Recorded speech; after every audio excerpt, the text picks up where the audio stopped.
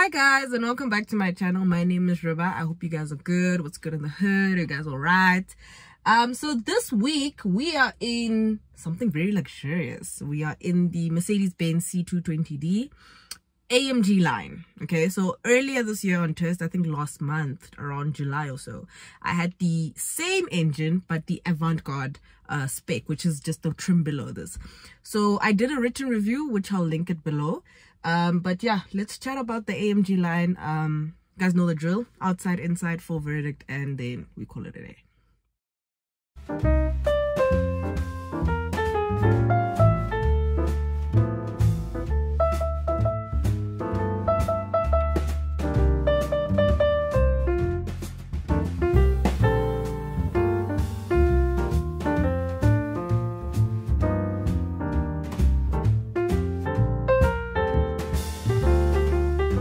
So up front you have the brand new C-Class in its entirety, and the C-Class is built locally in East London. As you guys can see, the plates are Eastern Cape plates, which I think work very well with this vehicle. This dark grey color that they've just finished it with is just absolutely stunning. And as we move closer, you have a bit of a honeycomb grille, which is very protruding and large, so it makes the car look more sportier and just makes it look like it has a longer nose, right? Okay, and then you have the high performance LED headlamps, which look absolutely stunning. I'm just gonna lock the vehicle. Oh, that sound in because there's no need. And anyway, surely there's a feature to turn it off. So here's the key of the new C-Class. Yeah, there's the key of the new C-Class, and I'm just gonna unlock it again. And so this is the rear of the Benz C220d. As you guys can see, it sits on 19-inch wheels, giving it a more sportier stance to it. And as I move closer, you see the C220d badge over there, and these new revised rear lights, which I find to be absolutely stunning. You have a bit of a spoiler vibe going on over here, which I found cool. But you know, Mercedes-Benz, guys, aguna exhaust, hauna next and jack, hauna next, but they put those vents there. So, but yeah, I think the C220d in its entirety is one of the most beautiful premium offerings in the country right now. The boot space is absolutely massive. There is no spare wheel on the bottom, so yeah.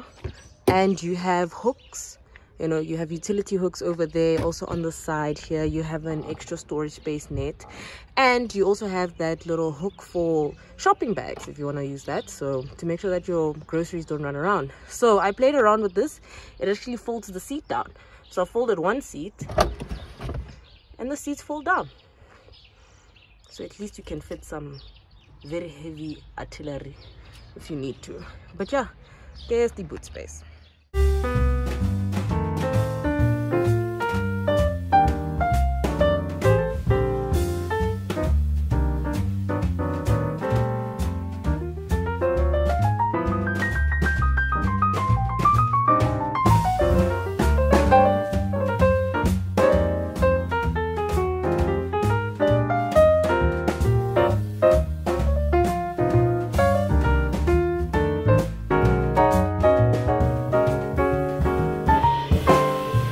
So this is the interior, and I'm going to start with the steering wheel. As you can see, in the avant-garde you have a bit of a more boring double spoke steering wheel. Here you have 4 spokes. Look, 1 2 3 4, and it's haptic, like touch. You know, I'm not a huge fan of this. I experienced this in the GTI. I like conventional buttons on a multifunction steering wheel. Not really a huge fan of these touch vibes that are going on, but it is what it is. And you have the iPad-esque infotainment system, which I find to be really, really cool. The way it's thing, as you guys can see, I think there are some of my fingerprints there. The guys back on Mercedes, so I always thought that maybe they forgot the cloth, but they actually give us so that we can wipe this thing.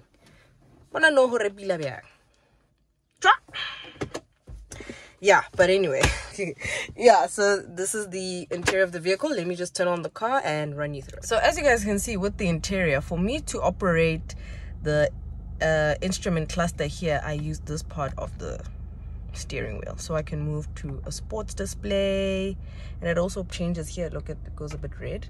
I can go to a more underrated display. Also see very tranquil, very luxurious, very pristine, you know, very beautiful. So I was just using the normal one and just toggling through it. So I use classic because I like the way it looks, and I think it looks very, very pretty. So for me to operate this part, I use this. For me to operate this infotainment system while I'm driving, I have to use this side. So I can scroll through. As you guys can see, it is moving. Like, you know, playback is not active. I'm just playing around with the volume button. So when I press home, as you guys can see, the icons do move around a bit. But yeah, this is the part to operate this side. And this is basically the large infotainment system, which I find to be really cool. There's a lot of things you can do in the vehicle. You have electric seats, you can automatically position your vehicle, and you have memory seats. So if I'm driver number 1, this is my seating position. If someone else is using the car, you can save it, just configure it and save it. You can also configure your seating position with the Mercedes Me app.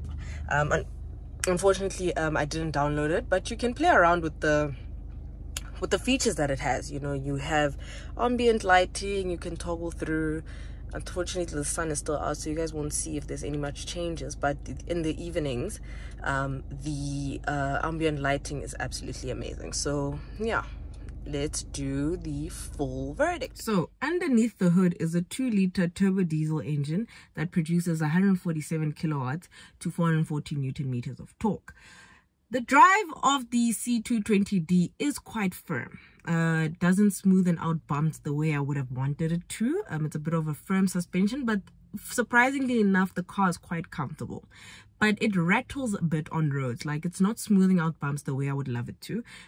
But other than that, in the same breath, albeit it maybe might sound that I'm like saying an oxymoron or a paradox here, it's actually a very smooth and refined drive. Like, yeah, I know maybe what I'm saying, you guys are like, huh? Like, no, I'm not contradicting myself. I just don't know how to put it in the best terms. But albeit it's firm, it's comfortable. You can do long haul in this seamlessly, right? It's priced at 965,000 rand, which I know is a lot. I mean, C classes back in the day would not even think of being R1 million. So unfortunately, we live in an era where the vehicle is now north of R1 million. And personally, for me, I think that this is actually a very good buy. There are a few things that I don't like about the C-Class. The plastics. I feel like Mercedes-Benz should do really, really better with the plastics in here. The gloss just looks a bit tacky. It's a bit... If you guys can hear, like... And I'm paying R1 million. So I would love a better quality interior. In terms of interior feel, amongst the German 3, I think BMW has the best interior feel. And BMW has a more functional infotainment system. This infotainment system, it took me a while to get used to. I am getting used to it, but the first time I jumped into it, I was just like, what is going on?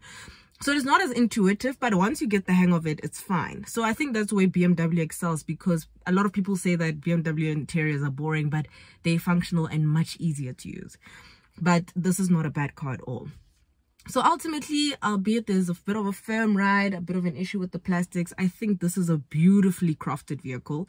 It's so luxurious, it's so opulent, like it exudes every single thing that can be associated with luxury, with, you know, the upper level, the upper echelon, you know, executive level. I mean, look at this interior. I'm not a huge fan of brown interiors, but this is I would actually kit it like this. It's absolutely stunning.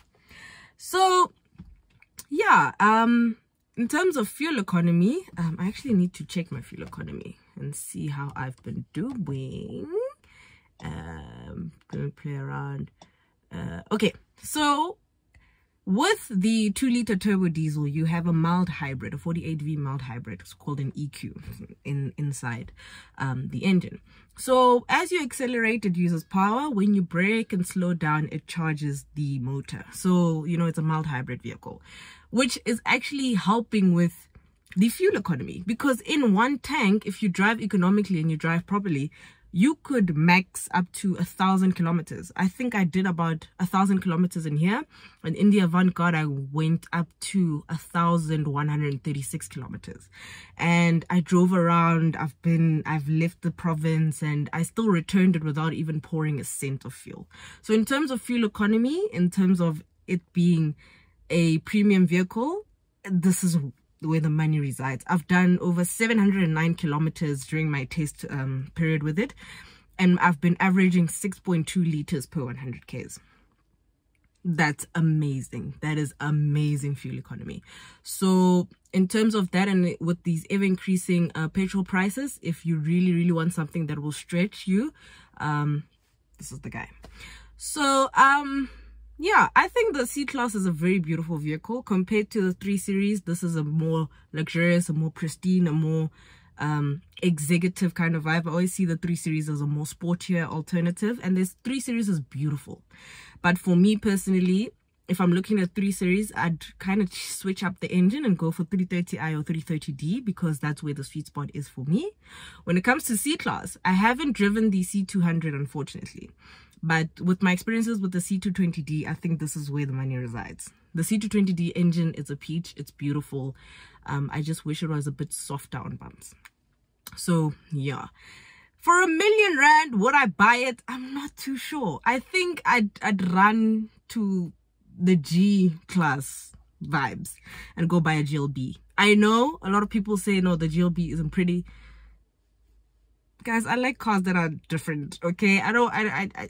But if you kit out a GLB with an AMG spec like this, I think that's where I'd go. I'm an SUV person. But if I'm strictly having to stick to the sedans and the sedans that are on offer, I think compared to the 3 Series, just for in terms of individuality and being a bit more, you know, I don't know how to put it.